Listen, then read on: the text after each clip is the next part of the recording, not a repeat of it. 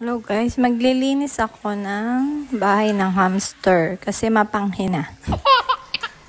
Ayun guys, kailangan talaga pag mag-aalaga ka ng hayop, kailangan meron talaga silang enough shelter, and meron siyang bahay, may palaruan, lalo na yung hamster. At saka ito yung sunbath nila, at saka mahalaga yung tubig. So ayan, nilinis ko na siya guys, malinis na. Ito yung yung lagayan nila, meron sa Shopee guys. Yan yung ideal para sa hamster. Ayan. Tapos naglagay ako ng kuso. Tapos ito yung sandbar nila. Dito nila lalagay lahat ng wiwi nila. Tsaka pupo. Ayan. Tapos ito water essential yan sa kanila.